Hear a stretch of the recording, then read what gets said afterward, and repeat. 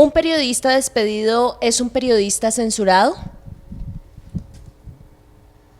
Siento que recientemente los medios, con el argumento de la crisis económica, pues han aprovechado para salir de alguna gente que ya no le es cómoda a sus intereses económicos más que a una posición editorial. El caso de pronto reciente más paradigmático es el de Daniel Coronel y Semana Oro, que en parte cogen y lo despiden por una opinión en contra de crítica de la revista y después al parecer les toca recular debido a lo económico, porque tal vez se dan cuenta que algo pierde la revista en esa relación. La única forma de saber cuál es la razón real por la cual se despide un periodista es simplemente porque el dueño del medio diga lo estoy despidiendo por esta razón, y nunca van a decir que lo están despidiendo porque les resultan incómodos políticamente.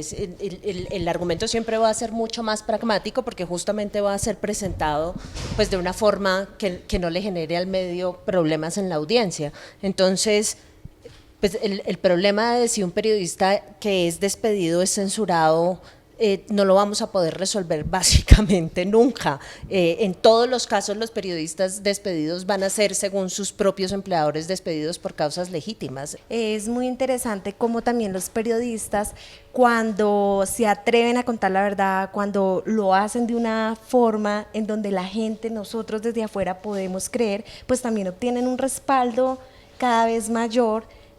Porque precisamente los que estamos desde la otra orilla, viéndolos, leyéndolos, escuchándolos, pues necesitamos esas voces críticas, nos están haciendo falta y las estamos reclamando. Ahora sí, el otro día en una conversación con Pedro Vaca me planteaba esa preocupación, que un poco los despedidos son gente que tiene una corriente ideológica mucho más proclive a la defensa del acuerdo de paz, a valores liberales, digamos que ha sido crítica del gobierno, pero también no sé si esa sea la esencia del periodismo profundo, es decir, también cuando uno busca periodistas que se deban a una vertiente derecha, que sean mucho más que opinadores, que ejerzan el periodismo real, de calle, de reportero, pues es difícil encontrar gente de derecha también.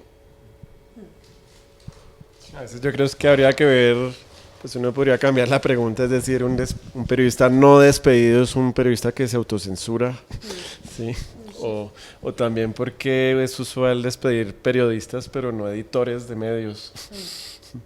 Porque lo que veo a veces es que le echamos la culpa al periodista que pone la cara, al que hizo la nota, pero el que la titula, el que la edita, el que la relega o el que le da mayor cubrimiento, le da continuidad, a ese nunca lo vemos y resulta que ese es el que a veces tiene un salario supremamente más grande que el otro periodista. Y a veces ese no sale en las noticias ni siquiera. Porque resulta que si sacan a un grupo de gente para ahorrarse plata y luego contratan un par de periodistas que cuestan el doble o el triple de los que sacaron, pues ahí ya sabe uno que la cuestión no es de dinero. O si sacan a un periodista, bueno, ni siquiera un periodista, estoy pensando en el caso de Caracol Radio y los columnistas, a los que les pagan 300.000 pesos y dicen que es una cuestión de plata, pues uno sabe que es tan poquita plata que realmente eso no hace ninguna mella en los grupos económicos dueños de los medios de comunicación. Entonces creo que casi que metodológicamente sí se pueden hacer ejercicios para generar algún tipo de rendición de cuentas por parte de los medios en materia de esas decisiones que toman. ¿Usted ha sido censurado? ¿Puede decir quién lo censuró? Nosotros sí, el Movimiento Nacional de Víctimas de Crímenes de Estado. Hemos vivido lo que han vivido muchos periodistas. Lo sentimos pues recientemente precisamente con la expresión artística que quisimos hacer con el mural en donde nos hacíamos la pregunta de quién dio la orden, además de una manera muy abrupta, o sea, muy diciente, muy de que los artistas empezaron a pintar algo que queríamos y que las víctimas de crímenes de Estado decimos tenemos derecho, o sea, esta es la libertad de expresión, de preguntarnos frente a más de las 3.000 ejecuciones extrajudiciales, pues quiénes dieron la orden, porque hasta la fecha realmente no se han investigado más allá de los soldados, de las personas, de los militares, capitanes y demás que participaron en las operaciones, pues más allá de esto, y no lo decimos las víctimas de crímenes de Estado, lo ha dicho el relator de Naciones Unidas, lo han dicho varios, pues fueron conductas sistemáticas que ocurrieron en todo el país, de la misma forma, del mismo modus operandi. Entonces nuestra pregunta siempre ha sido, ¿quién dio la orden? Fui censurada por el Estado este año. Tenía lista una entrevista a Juan Guillermo Monsalve, el testigo estrella contra Álvaro Uribe Vélez en su proceso a la Corte Suprema, y el IMPEC, el 20 de enero, día que solicité la entrevista, me dijo, necesita autorización de la Corte Suprema de Justicia. La Corte Suprema dijo, este señor no es aforado, yo no tengo nada que ver, váyase donde un juez. El juez me rebotó la solicitud. Hicimos un equipo de investigación para ver qué estaba pasando, pues pasaron 6 meses y a pesar de que el preso pedía reunirse con la revista, yo trabajaba en semana en ese momento y yo también estaba lista, no se podía conseguir la entrevista, entonces nos pusimos a investigar y descubrimos que en el Ministerio de Justicia se bloqueó la entrada a la cárcel para hablar con el preso porque se elevaron consultas, según la voz de la ministra entonces, no sabemos a dónde se elevaron las consultas, pero no pudimos entrar a la cárcel.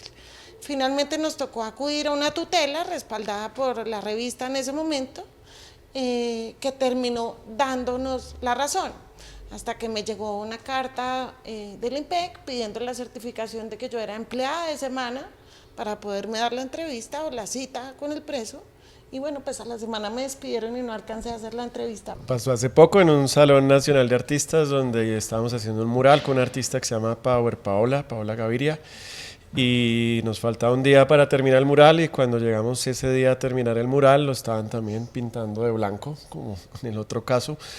Al parecer la orden la dio Marisela Vélez, que es la persona que coordina culturalmente el Colombo Americano.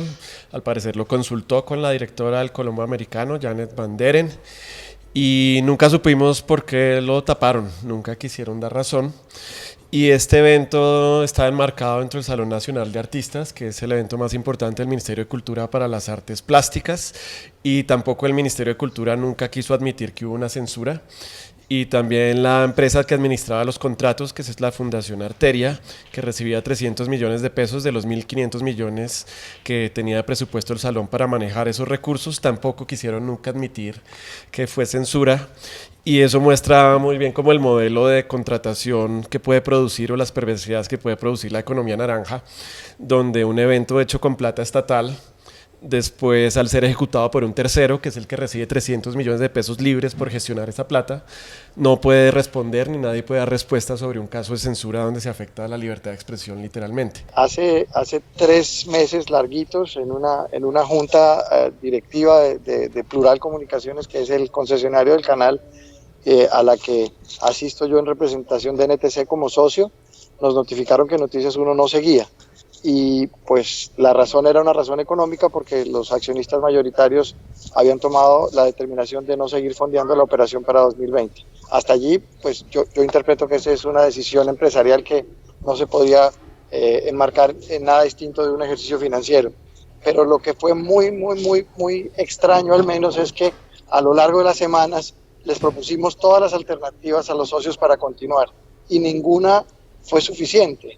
Entonces, no había alternativa económica, alternativa comercial, modelo que yo planteara que fuera aceptado, y esto derivó en una terminación del modelo que teníamos, y con nuestra última emisión en el Canal 1 el 30 de noviembre. Igual tampoco sé si uno podría definir mi caso como un caso de censura dura. Yo lo definiría como un caso de censura blanda.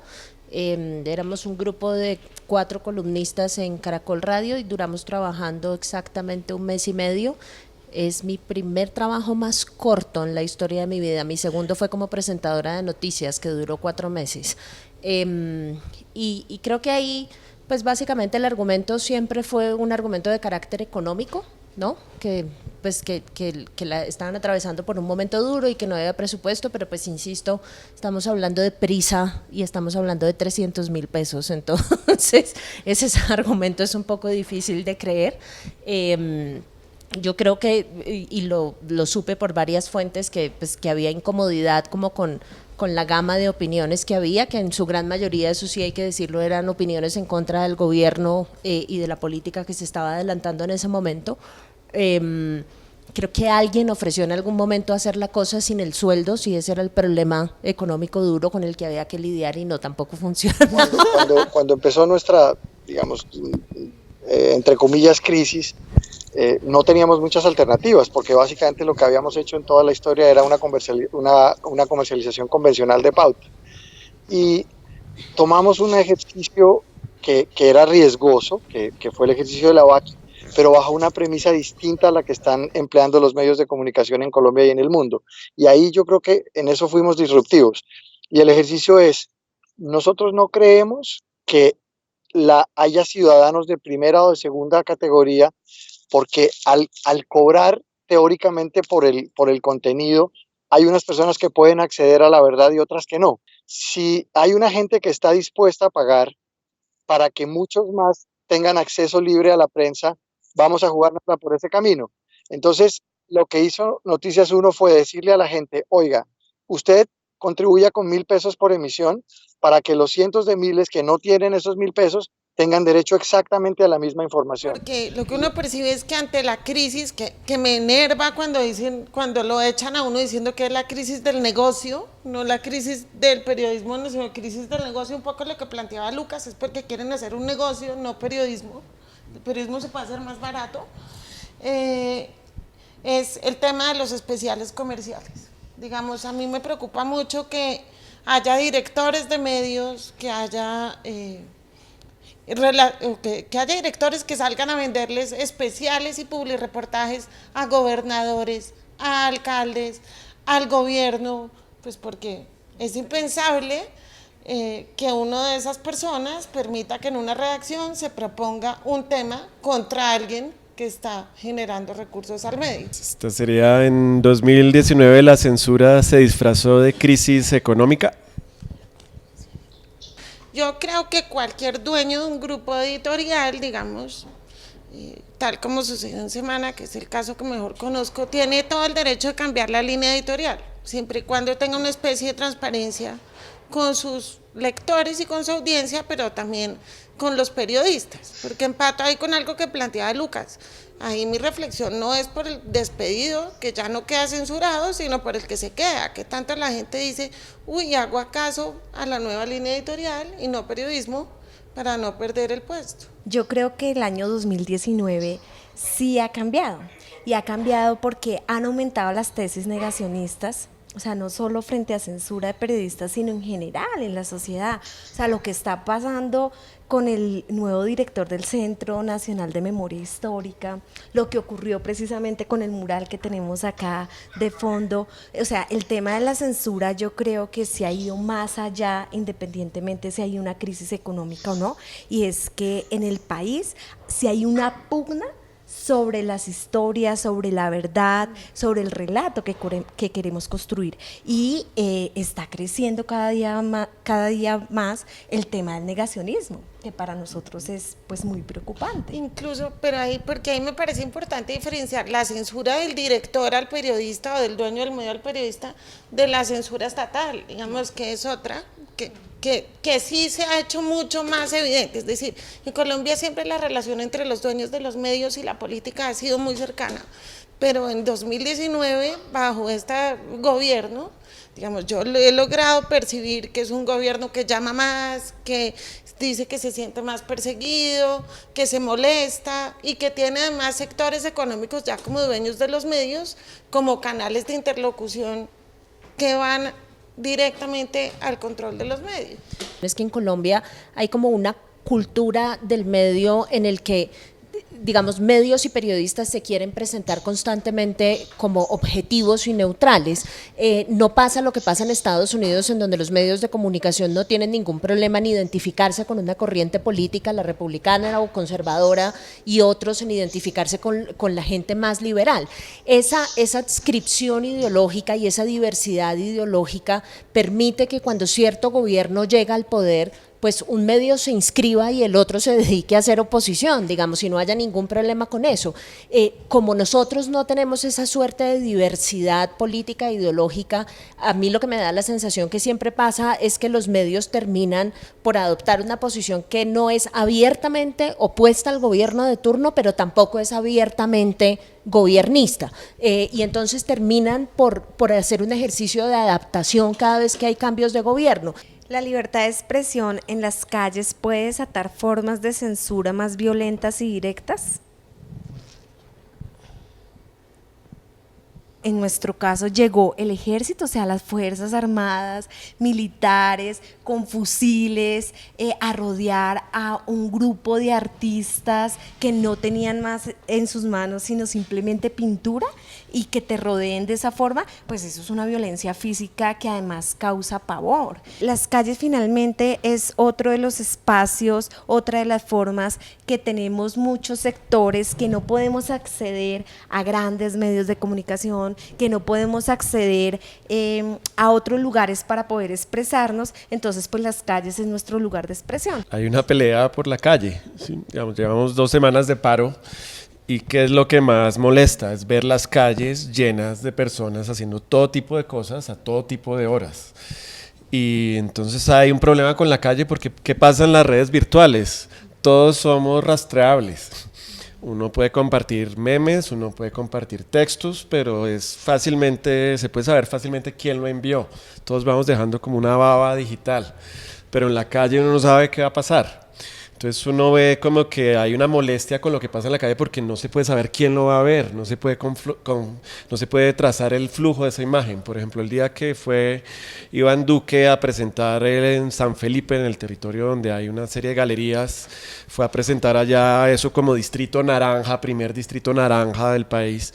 En la sede de Cartel Urbano, este medio artístico y periodístico, pusieron en el techo una imagen de un artista que había hecho un marranito. Fueron primero las personas de la comitiva de Iván Duque allá a decir que si podían quitar el marranito porque venía el señor presidente.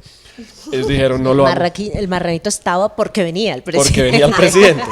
Obviamente no lo quitaron. Lo interesante es que después también empezaron a recibir llamadas de las mismas personas de San Felipe, es decir, de los mismos colegas, a decirle, oiga, no patee la lonchera, mire que de pronto esto trae unos beneficios para todos, ayúdennos, ¿sí? ¿Y qué sucede casi a los 2 meses de no haber quitado el marranito? Les hacen un allanamiento, y les hacen un allanamiento no por censura, cuando uno ve la orden es por terrorismo. Es decir, hay una retaliación directa hacia ese lugar por haberse tomado la libertad de poner algo no en redes sociales, sino en la calle.